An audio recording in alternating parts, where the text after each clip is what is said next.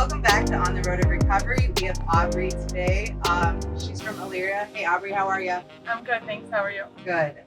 First off, I'll just start by saying if you are not comfortable with anything, you cannot answer the question or say pass. And if you're okay with it, we'll just dive right into it. First, can you describe your childhood? What was it like? So I'm one of five children. I'm the fourth or fifth. I had a good childhood. My parents, taught us from a young age we had to work hard for things we want in life. They taught us that we're not entitled to anything. They instilled morals and values in us. My parents tucked me in and told me they loved me every night. It was a good childhood in that respect. We were financially we were poor. I don't know that I recognized it at a young age when you go into school and you start experiencing, the other kids having name brand stuff and you not. So there was always that financial struggle. But as a young child, I was raised in what I would consider a good home. And what about school? Did you have friends? Did you fit in? I did. I always had a couple core friends. I never felt like I fit in. And it was one of those things I like to say, I played softball. From a young age, I played softball, and I really excelled at softball all the way through college. I excelled at softball. And so I was always popular because of softball, but I wasn't, I knew people, but I wouldn't say I had a lot of friends. I never trusted people a lot, and I don't know why. I can't think of anything that happened that caused that. But I wasn't comfortable in my own skin. I was overweight. I had this frizzy hair and didn't, have the proper product to take care of it. And being uncomfortable in my own skin made me build walls to not develop close friendships with many people. And we'll fast forward a little bit to high school. Actually, how old were you when you first started experimenting with drugs and alcohol? So I was 12 when I first smoked weed, 13 when I first drank, and I was full-blown active addiction at 15, until I got sober. Mm-hmm. So tell me about your high school while you were in active addiction. So even I'll take that back a little bit. When I was in elementary school, junior high, my two older brothers they're sober as well. So out of the five of us kids, four of us are in recovery. So, and never seen either of my parents drunk till this day. My parents did not have drugs or alcohol in the house. That just wasn't a thing. But my two older brothers are 4 and 6 years older than me. And so from a young age, their drinking developed in their teens. So there was a lot of drinking going on, and there was drugs too. It was acid and stuff, weed, stuff like that. And it wasn't hidden. It was the drugs were, but the drinking wasn't. It was just acceptable. My parents knew they were doing it. They were in high school. So that was my first real introduction to alcohol. And I realized when I would see it, and there was the girls in their high school age, and they've made it past that awkward stage, right? And I'm in that awkward stage, and they're all having fun and they're laughing, and I wanted that. I remember wanting that. The guys seemed to like the girls, things like that. And when we talk about even fitting in, I remember one time I was coming home from softball, and I'm walking up, and I'm probably 12 years old, and somebody, maybe 13, and one of the girls goes to another girl, what is she doing here? Another girl, she lives here. But that's how much I didn't feel like I fit in. And then something like that happens. And then because of softball, I always ran with older crowds. I was on varsity from the time I was a freshman. When I was 16 years old, I played on a 21 and under travel team. I always played on teams with women, essentially. From the time I was 16, I was playing 18 to 20 some year olds. And it picked up the drink at 15, and I drank and I played softball. I didn't have to worry about anything in school. We were Division I high school, and as long as I was successful at softball and we were going to state tournaments and things like that, everybody kind of turned their head. None of that made me an alcoholic. I'm not an alcoholic because somebody turned their head, or my mom loved me too much, or my dad didn't love me enough. I'm an alcoholic because I have the phenomenon of craving. And when I put that substance in my body, everything I'd ever been looking for the first 15 years of my life was right there in that bottle. Did it help you? Did alcohol and drugs help you feel like you fit in, though? It did. So all these people are in my house, and I'm never, I won't even say hi to them when I'm walking in, and I feel uncomfortable, and I have my head down. And that first drunk was at my house with all these people. My mom was like at work, my dad was out of town, and I talked to them for the first time. I don't really remember it. Like, I blacked out. I, like, fought people. I mean, it was an absolute mess of a night. But I remember I looked people in the eyes that night and spoke to them. I don't know about what, but it was the answer to everything. Can you talk about the progression? You said, through the years it was getting to be every single day. And then when did it get from bad to worse? So yeah, I went from like every weekend at 15 to before I even hit that summer, because that was in the winter. I remember that summer it was every day. Probably around 16, 17 for sure. I started, that's where I found like cocaine. And now cocaine lets me drink more alcohol. And this is a great combination. And it worked for me. And then any drug was welcome, and it didn't matter. So I went away to college, and I picked my college because of my alcoholism, because I had all these D1 offers, and I didn't want to. They tell you what to do all day, every day, when you're going to go study as a team, when you got to work out, when you got to be at practice, and I couldn't wrap my head around that. And even hindsight, I look back and I'm not sure how I even played softball. Because I didn't draw sober. There was days and weeks on end in high school I didn't draw sober breaths.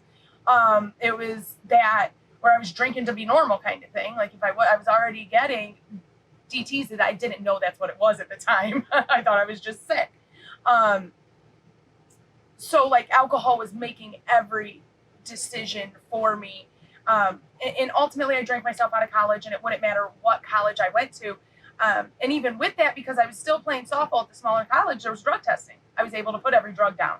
I could not stop the alcohol. It was legal. This is normal. I'm a teenager. I'm in my early 20s. It's normal.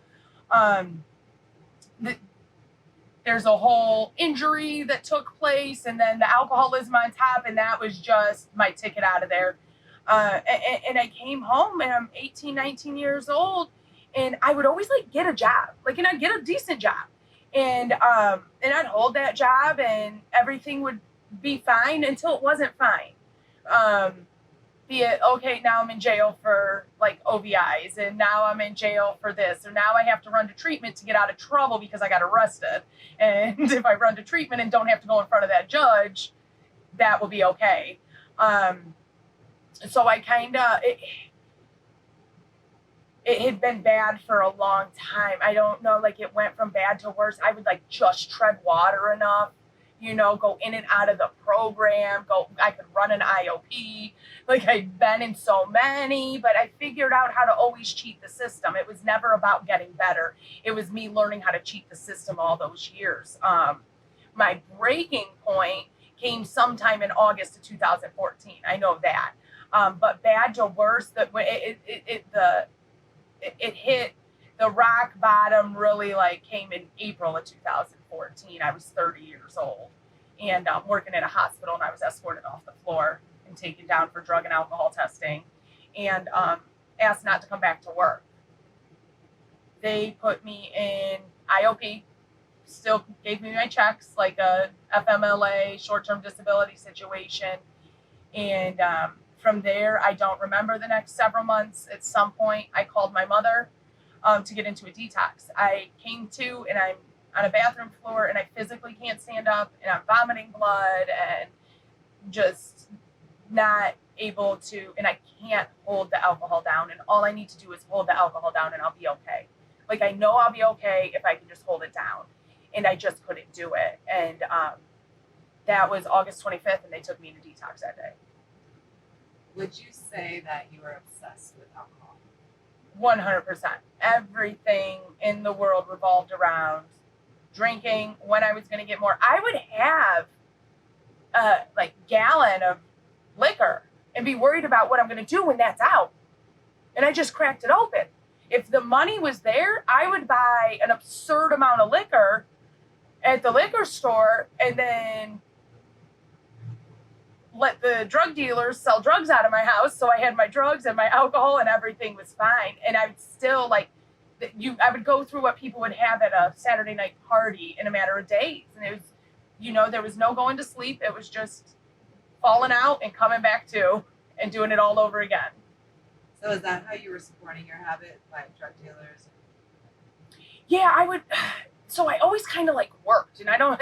I look back at things and I'm like, how did I? I'm not sure, right? But I would like work, so then I would tread water enough, and I would like find side work to do. But yeah, I would let drug dealers sell drugs out of my apartment because how else am I going to pay for this? I'd sell stuff. I didn't have anything worth value by the time I got sober. I stole money, wrote checks to myself from family members. I was a thief and a liar, and did whatever I needed to do to, like stay under the influence of whatever drug it was in that phase.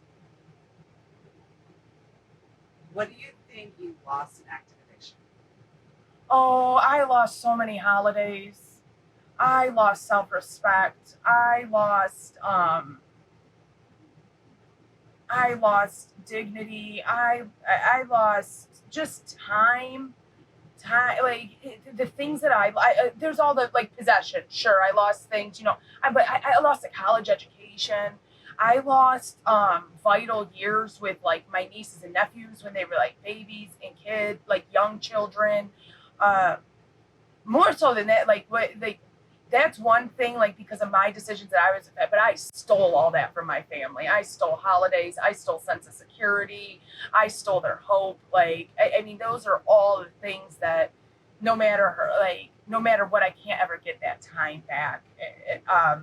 Any possession can be replaced. While you were in this cycle, did you ever feel alone in this world, misunderstood, misinterpreted? Absolutely. They were trying to get me to go into like a 12-step program, right? Just go to a meeting. And those people and me are not the same, the audacity that you would insinuate that we're the same is offensive. It was very lonely. There was no heartfelt friends. Every friend was a friend who wanted to party the way I wanted to party. And that always had a short lifespan, whether it was that night or weeks or whatever, because it was such toxicity that it was going to be destroyed in due time. Did you ever experience any trauma in active addiction, or for that matter, being sober? Any traumatic events happen? Yeah, I mean, I put myself in my active addiction in a lot of places like I shouldn't have been. There was a sexual assault, and I didn't deal with it because I just kept to drink. Now I have a reason to drink too, and pour me. And if you had this happen to you, you would drink the way I drink, which is the lie, right? There's plenty of people who have that happen and they don't drink the way I drink.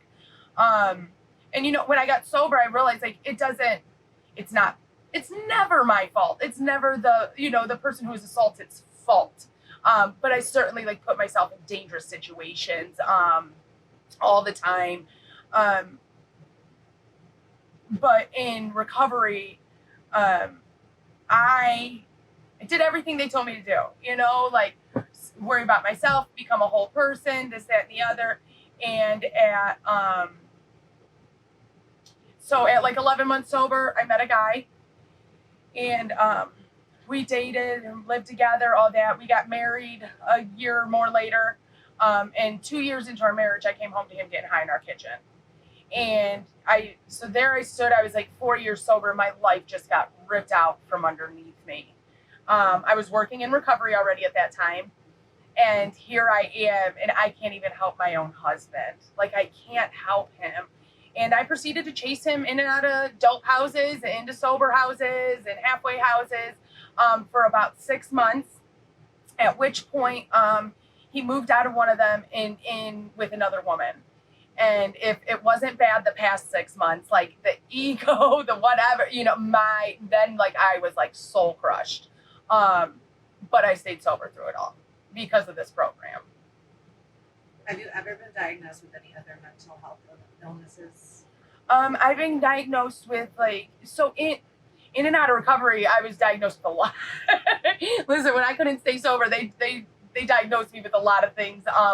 But sobriety as I stand today, ADD, other than that. And I don't,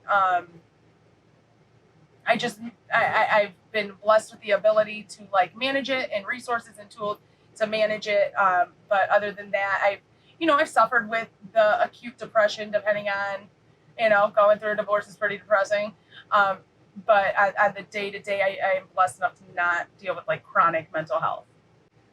So how long have you been sober now?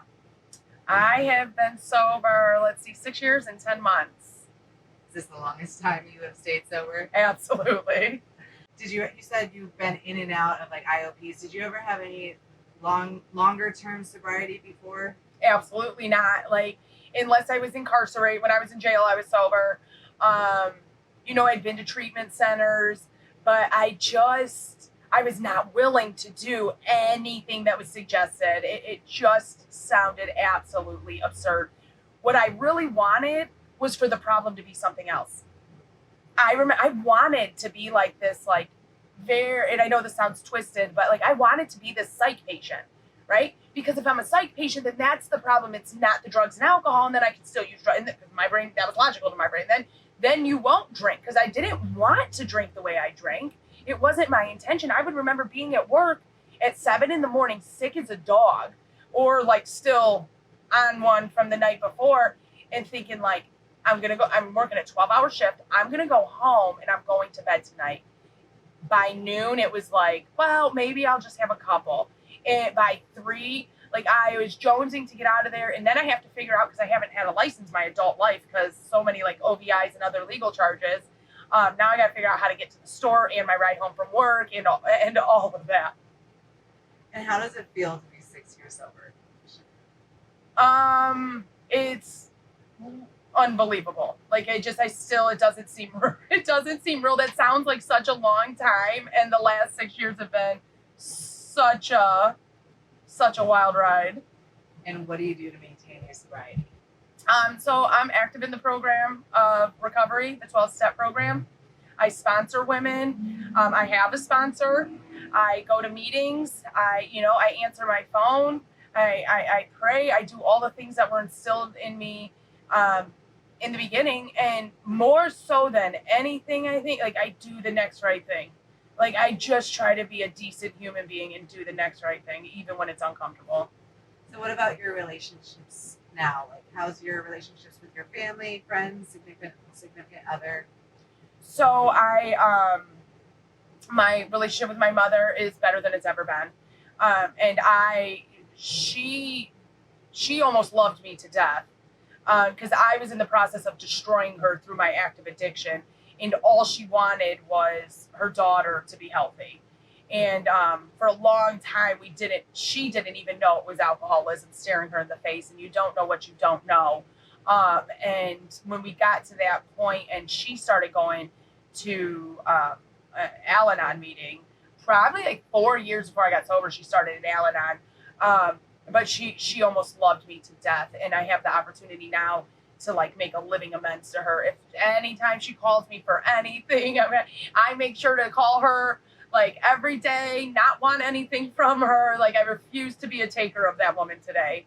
And then my siblings, like I said, 4 of them are sober. The other one doesn't qualify for this program. My oldest brother always says she's a white sheep in a herd of black, because at a family dinner, you can like get a meeting sheet signed.